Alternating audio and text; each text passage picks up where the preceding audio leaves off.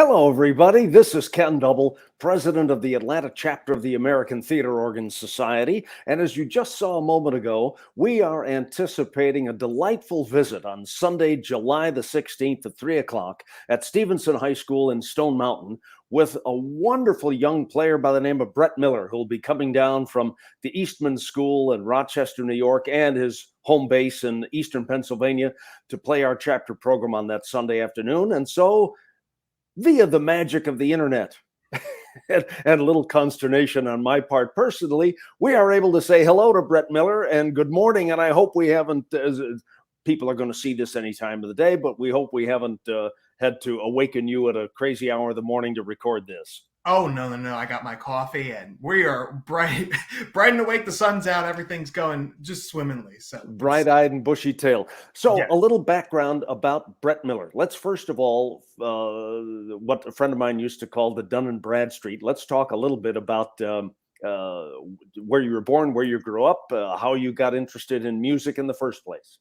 Yeah, so I was born in Bucks County, Pennsylvania. It's about 45 minutes northwest of Philadelphia. So still live here. That's where I'm currently at right now. So I got into music actually when I was around, I think it was 10 or 9. Started on piano.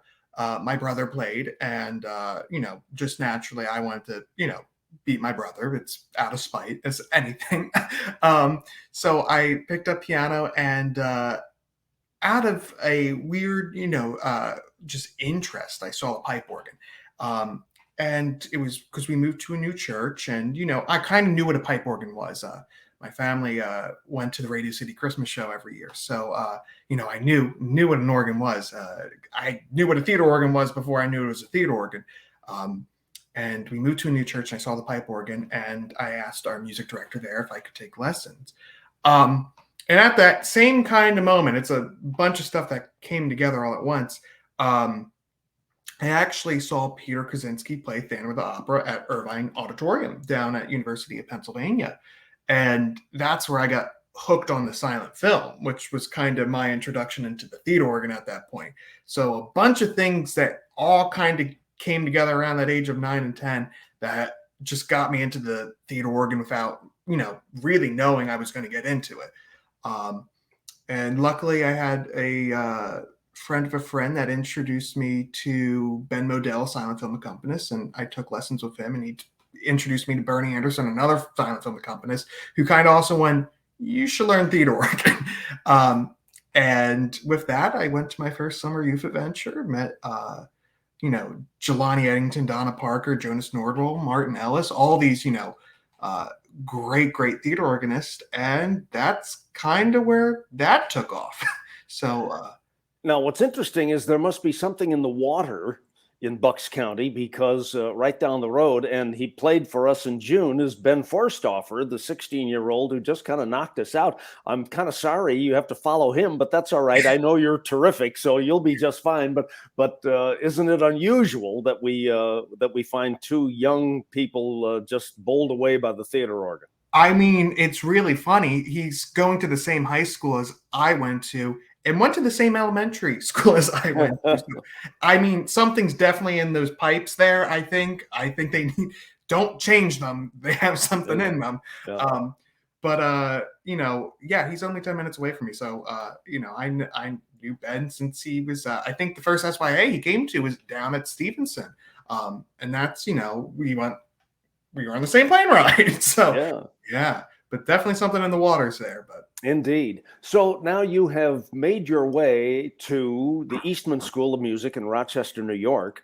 And it was interesting to find out almost immediately that you were not an organ major, and that you have really expanded your musical horizons. Tell us about what you're studying and this amazing work that you have found in terms of orchestration and conducting and that side of your music.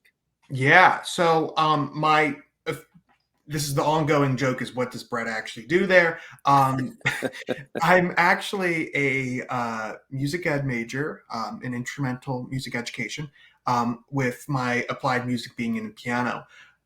So I'm in a piano studio there. But I kind of float around in all the different departments. The big one is we have a film and contemporary media department there that I'm not a student of, but I run the orchestra that they use essentially for what we call live to picture things. And this is actually a very big tie-in to Theatre Organists and the film accompaniment. Is how I got this job. Is the board of this orchestra came to see me play at the Rochester Auditorium, which has a big 4-manual 23 rank Wurlitzer in it. And it was doing a live to picture thing on organ by myself that, was like, this is great. Now can you do it with, modern films that are, relevant, and work with film composers at the school to present their scores, but live with an orchestra doing it. So, if you think doing a silent film is hard with one person, add 40.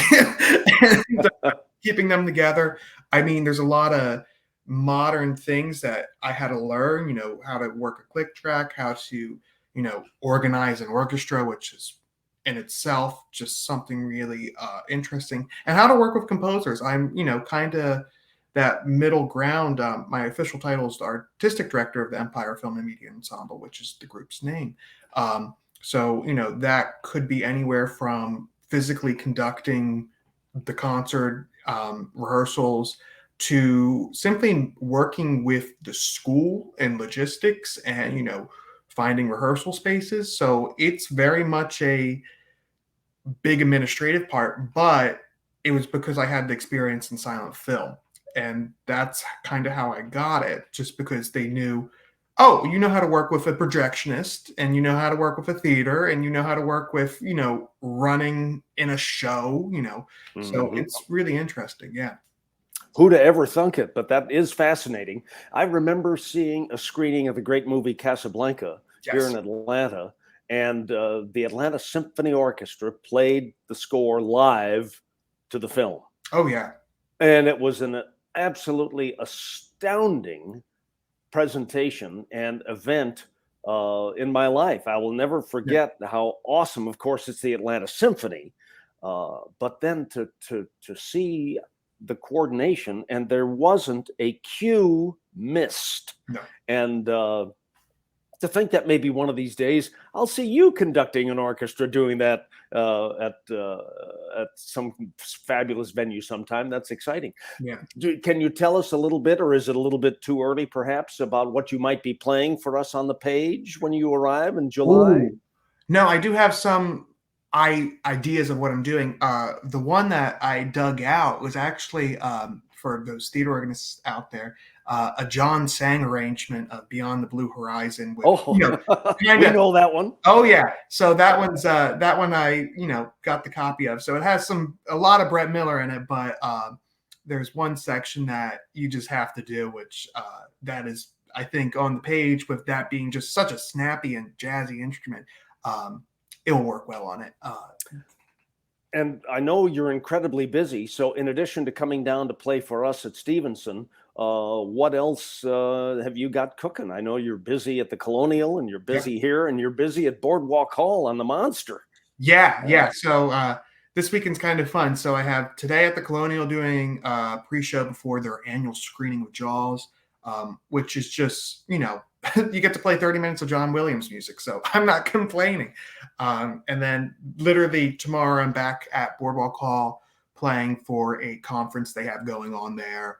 And then later this month, I'm, down with all of you in Atlanta.